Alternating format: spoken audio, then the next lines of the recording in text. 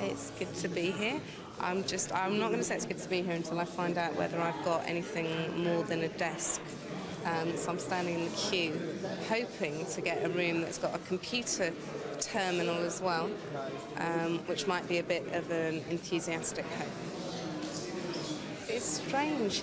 You hope you're going to do it all your life, and then the nearer you get to it, the less exciting it is, really, just because you just have to think of the practicalities. And I'm just concerned that I'm late for a meeting at the moment, trying to get accommodation. It's taking longer.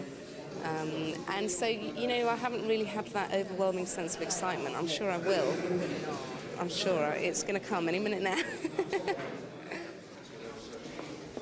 Hello, Mr. Brinton. Welcome to the reception area. Very nice to meet you at Westminster, and I hope we can give you some useful information now for your first day here. I'm sure you'll be able to. I'd like, if I may, to introduce you to the Sergeant at Arms, Peter Jennings himself. Oh, excellent. And then we'll show you around the reception area. Thank you very much. It's somewhat exciting, but also a little bit of trepidation, of course, and it's all a bit confusing. I'm not quite sure what I'm going to find inside. I think finding my way around is going to be quite a job, and actually learning where I can and cannot go and what I can and cannot do. Well, the most important thing, first of all, was to sort out the office in the constituency, because I'd always promised the electorate that that's what I would keep.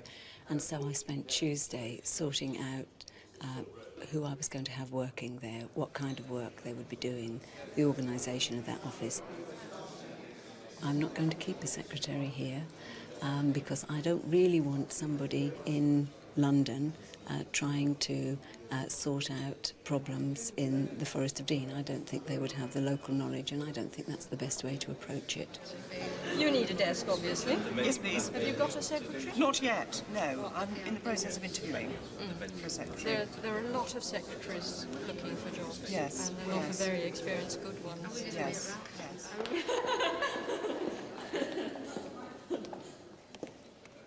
I'm only the second black woman ever elected to Parliament, so if you're different, you stand out. But I think I'm probably the only MP that's ever listened to Jungle who's gone to Parliament. We're looking for 494. I don't have an office, and I've been told I'm only getting a locker for at least 2 weeks, possibly a month.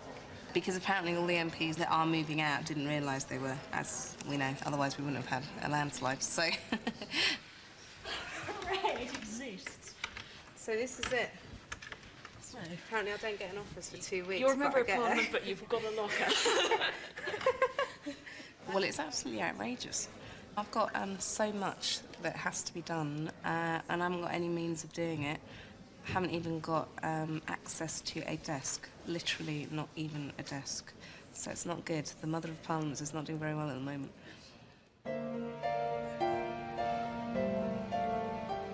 Being a Member of Parliament means taking part in archaic rituals, the first of which is swearing an oath of allegiance to the monarch.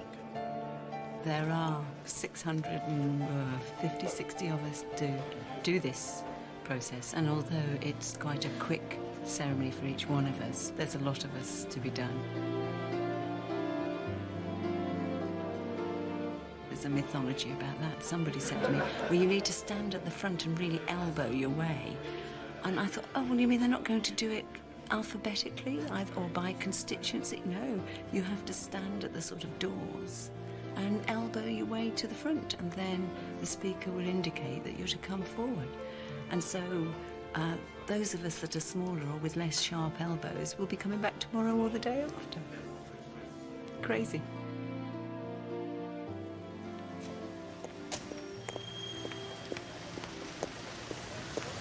Now I'm actually going to the fees office, and I'm taking my 2 parliamentary assistants with me, and hopefully I'm going to actually get on the payroll, and more importantly, hopefully they're going to get on the payroll, because we've got to talk about hours, we've got to talk about job share, because in effect that's what they're doing.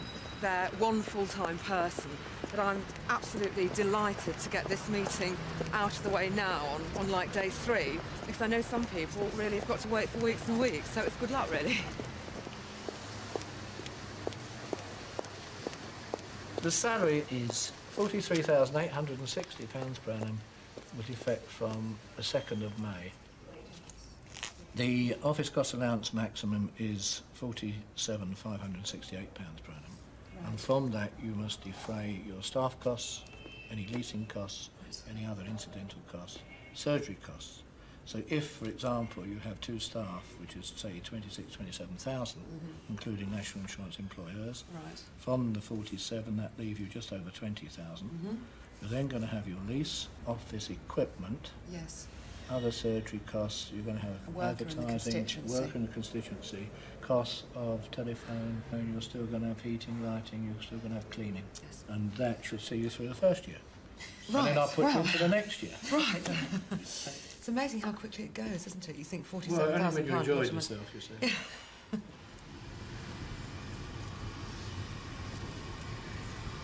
I don't see myself as a politician, though my family laugh and jeer at me and say, you're always behaving like a politician. I hope that the change that we will see here in this Parliament is that we are more getting on with the job, rather than sort of mealy-mouthed and weasel words. I think there is a real change with the large Labour majority we've got now and the great influx of women, that, you know, we want things done, and debating in the chamber will not be the highest priority. Even among women MPs, political ambition is never far from the surface. A top priority for many is to get noticed. This place, I think, is very competitive at all sorts of levels. I would like to see that I do the job well, and that people are aware of the fact that I'm doing the job well, because I'd like them to be re-elected. There may be some, of course, that are ambitious for jobs within government, and there are people wanting to move up the greasy pole, as Tony Benn calls it. But, for example, I thought it'd be a good idea to actually arrange a meeting with the editor of my local daily newspaper in the constituency, you know, to put things on a more formal basis, and, you know, hopefully to carry on the excellent relationship we've had so far. Now, he's suggested lunch. Now, if I accept a lunch from him, is that sleaze? No.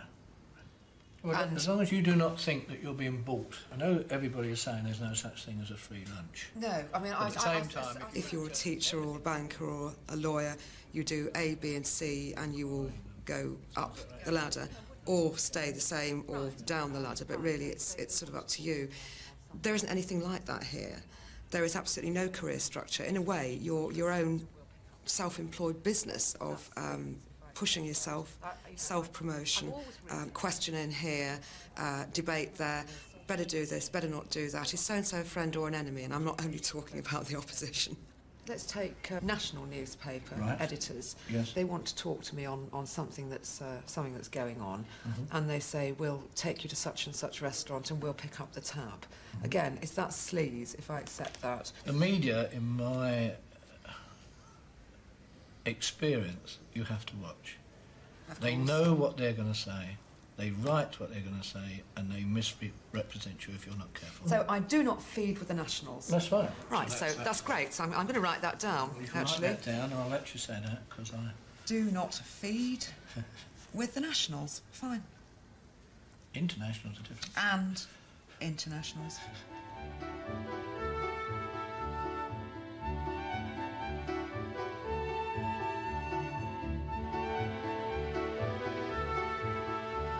Two weeks after the election, and the new MPs get their first taste of Westminster pomp and ceremony. And the straight owning of Parliament is a bit like our speech day. You know, it's the day that we're all a bit on parade and all a bit dressed up, and in many ways doesn't reflect the real workings of Parliament, but is the day that you have when you're on show. And you look at this unbelievable sight of men and women in ermine and red sitting on great big red cushions, and women with tiaras and diamond necklaces and taffeta ball gowns. And this is 11:30 in the morning. Madam Speaker, the Queen commands this honourable House to attend Her Majesty immediately in the House of Peers. It is a little odd, though, that the elected representatives of the people, we're sort of fetched from the Commons to the Lords. My Lords and members of the House of Commons, my government intends to govern for the benefit of the whole nation. And then she reads the gracious speech.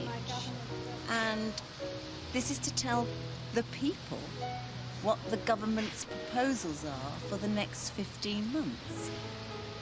But you're looking at this assembled group of people, you think, this isn't the people of Britain.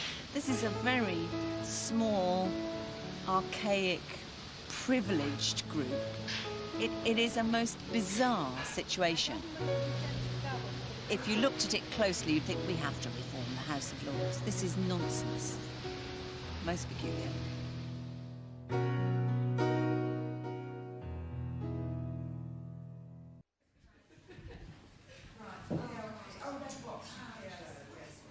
Still without an office, Helen Brinton is keen to make her mark in the chamber. Right, this is your first printed notice of questions. Wow, oh, brilliant. Oh, gosh. Notice Look of at questions it. to be answered for all answer if it's got a star. Indicates a question which was included in the random selection process. Now, the way that works, isn't it? You've got to get your question into the table office, I think it's called. Yes, Trying to all the lingo. Yes, we yeah. had this huge panic yesterday because questions for all answer must be in by 5 o'clock on that day. I think I'm the only new MP here. Yes, it says Ms. Oh, you see, they've done it again. Ms. rather than Mrs. You'll have to tell them as well. Well, won't yes, you? I will have to tell them. Will I have to speak on this? I mean, will I have to say... I've been looking up the sort of rules and procedure, and I think I say something like I stand up and say, Madam Speaker. Let's rehearse it. Right. I stand up, you know, here I am, you know, I'm the new MP of Peterborough. Yes. Right, Madam Speaker, I refer you to question 34. Right. Right. Yes. Now you're Frank Dobson here. Right, right. And yes. Yeah, okay, you be Frank. Yes. Right. And say something nice. I mean, say that we're going to have the hospital. Yes. Right. I am pleased to announce that that the future of the new Peterborough Hospital is under review, and I expect to reach a decision in a matter of months.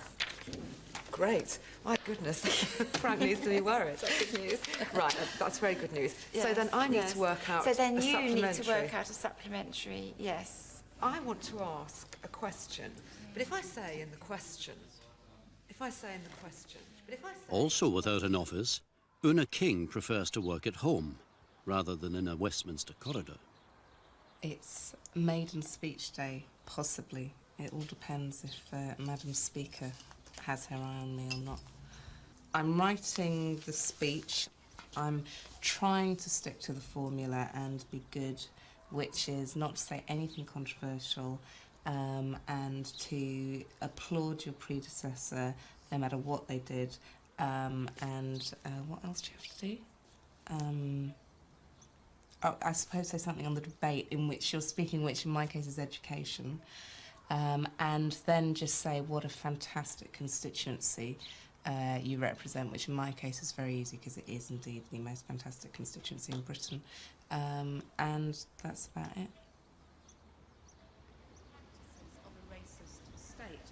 I myself am multi-ethnic, although I have also been called terms, and I hope it is not unparliamentary to say it, such as yid, nigger, wog, half-caste and mongrel. In fact, it is indeed unparliamentary language to say that.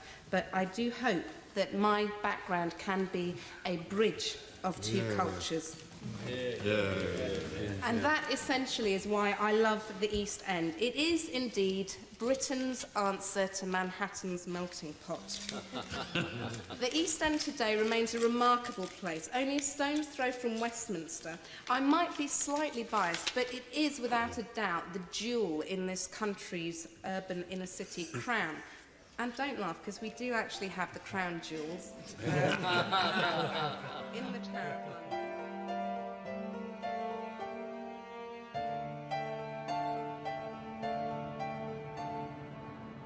The whole thing really is like a scene from a sort of soap opera. It is. It's got that sense to it. It's got the characters, it's got the little warrens, it's got the places where you talk, the people who you talk to, and the people watching who you're talking to, and the people who are watching. There really are eyes everywhere in this place. and most of the people who are doing the watching are the media.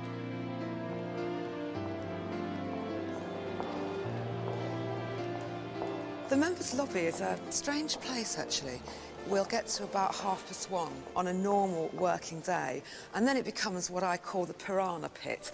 And when I talk about the piranhas, what I'm really talking about is the gentlemen from the national press, the national lobbyists, and they circle around here looking terribly smart, awfully well dressed, awfully serious, every now and again lifting their heads up and piercing one of us with a glare, at which point you either do a stalk and ignore them, or if you're feeling particularly vulnerable, you scuttle off in the opposite direction, but that's a very bad mistake.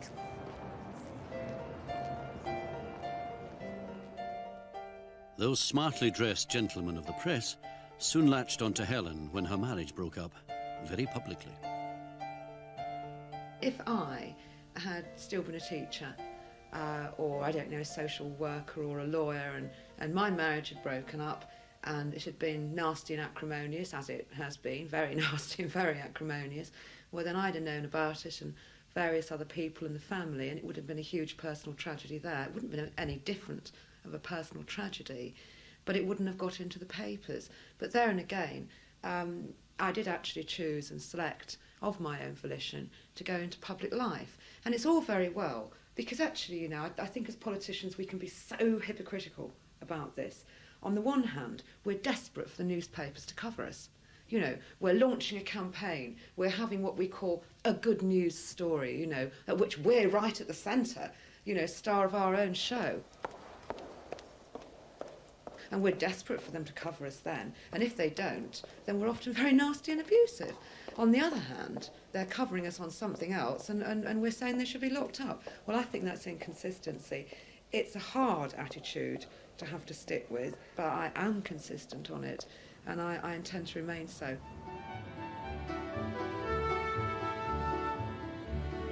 No sex scandals for Theresa May, but she is having to make a choice between men. The Tories need a new leader.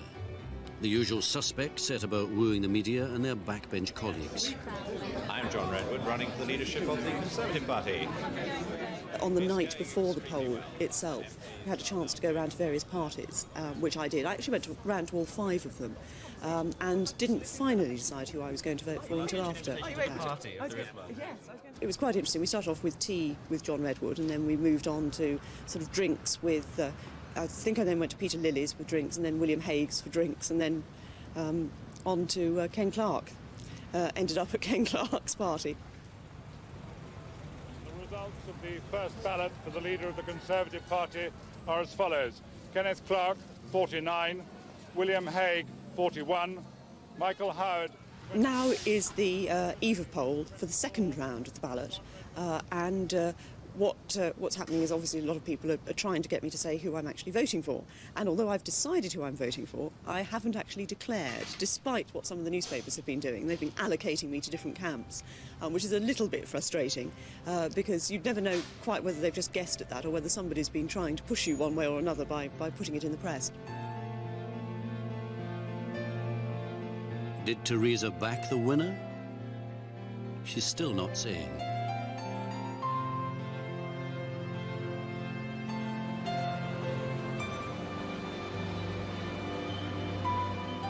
From the government's point of view, the most important quality in a backbencher is loyalty. But loyalty can't always be taken for granted. It's the job of the whips to quell dissent and keep their troops in line. But that was never going to be a problem with the ultra-loyal Helen Brinton. I think the name is actually, you know, interesting. Whip, and you sort of imagine, you know, whip and all this disciplinary stuff, you know. But actually, I use the sort of idea of sort of parental thing. And I've actually experienced that because I was the subject of a few facetious articles in a national newspaper, and actually, you know, waking up feeling sick in the stomach and all this sort of thing. And I thought, what do I do? So I actually went and cried all over them, and they actually were really sympathetic and very helpful. I think all this rot that you actually got about the previous Tory administration, you know, the whips sort of going and beating people up in the loos and things. I think we've moved on from there. Oh, wow, Kevin, I hope we have. Because there is another part which is called the disciplinary role that you play. I mean, there is presumably a disciplinary role to the whip. There certainly is, and hopefully we don't have to use it too often. Most people find us, or I like to think so anyway, and I like to think we are helpful. But when needs be, then we've got to instill some discipline, because our main function is to ensure that the government's legislation gets through this House. That is our main function.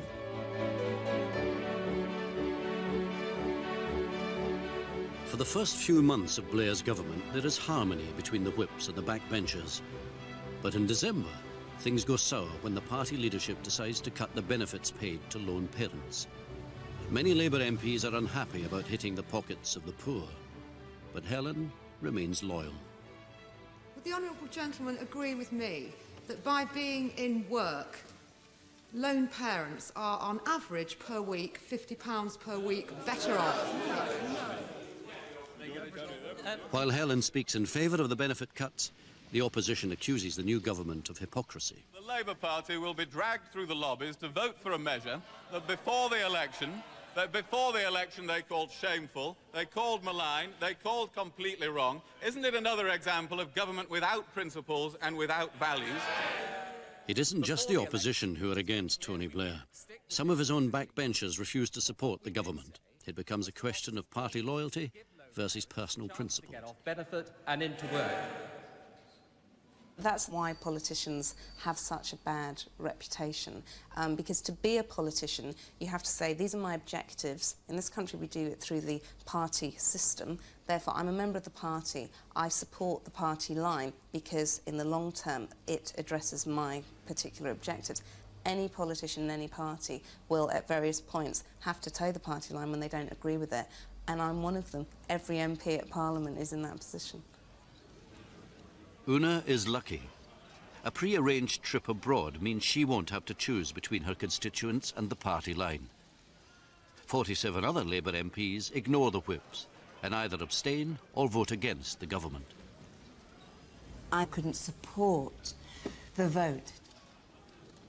Now that's very difficult, because I do believe in party discipline, and I do believe in we have to be together to put our programme forward. But I couldn't go through the lobby. I just couldn't do that. Order! Order! I'm not a rebel. I'm not a rebel by nature. I am a team player. I am one that has made up my mind, and once I'm committed that that's the right course, I'm part of this, I will take responsibility for it. But I had grave concerns about what the Labour government was doing, about taking benefit away from what I consider to be the most vulnerable, that's the children of lone parents. And the fact that we were saying things about parenting, that it's okay for the middle classes who can afford one way or another for one of the parents to stay at home with the very young children and do parenting. But the poor, oh no, they've got to go out to work. They can't stay with their own children when they're under 5. You know, they should be going and getting a job. And I'd have a hard time looking them in the face and saying, you know, it's okay for me. I've got a job. I'm okay.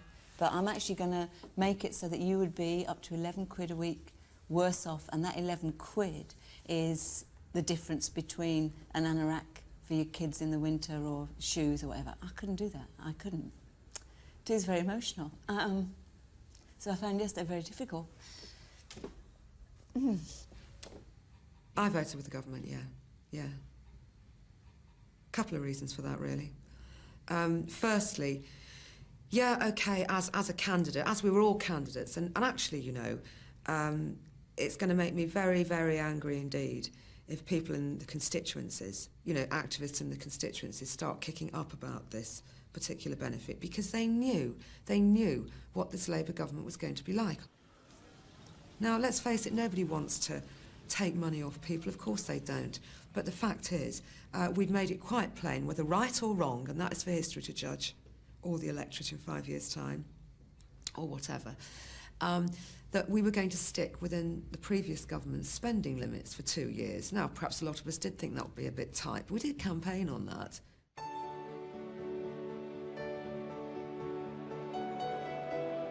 Who'd want to be a member of Parliament? The hours are terrible and nobody likes you. As a backbencher, you've got no real power but dozens of constituents' letters to answer every day. Still, the greasy pole is there to be climbed for those with a head for heights. Oona King has been to Downing Street for dinner. Diana Organ now chairs the Departmental Committee for Culture, Media and Sport. Theresa May is talked of as a rising star of the Conservative Party. And Helen Brinton, dubbed by the press as Mandelson's cyborg, is learning to come to terms with her newfound notoriety. In terms of the other stuff, you know, the sort of cyborg mentality and android and Tony Clone and Tony's most loyal MP and sycophantic and fawning and, you know, I'm sure I can, you know, being an ex-English teacher, I'm sure I can make a few other cliches up. That is just because the media fixates. They fixate on you. And they're like baby birds. I regard them as baby birds with their mouths open, you know. And basically somebody has a tidbit and then they go cheap, cheap, cheap, and they all sort of regurgitate it and, you know, they want to play it out. And so it's like catchphrases. But one said to me the other day, oh, hello, Helen. He said, we all love you, really. I said, no, you don't. You're going to have to live with me, darling. I enjoy it enormously. It's very challenging, it's fascinating and quite chaotic, but it is extremely enjoyable, and I'm very pleased that I've done it. And one of the people who'd helped in my election campaign asked me that question after about sort of 3 months or so and said, you know, are you enjoying it? And I said, well, yes, I am. And she said, well, that's a jolly good job after all the effort we put in to get you there. I don't see myself going up the ladder at any point in the near future. I'm very wary of saying anything on camera because I always remember that thing that Margaret Thatcher had played back to her, I don't expect a woman Prime Minister in my lifetime, you know, that sort of thing. But I certainly don't. I was saying that, you know, the usual route to promotion is through the Whip's office, and I don't think I'm temperamentally suited. There is more in my life, I suppose. The people that are close to you, they're always there. And if you should push them out too much because of the amount of time you have to spend doing the job and doing the work, then there's not much to you. So I think it's important for me to hang on to family and friends, because that's me. That's going to be with me till I die. This job won't be. And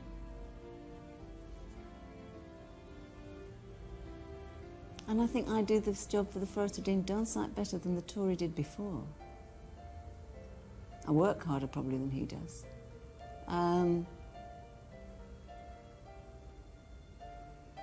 But am I happy at it? I don't know. Ask me in a year.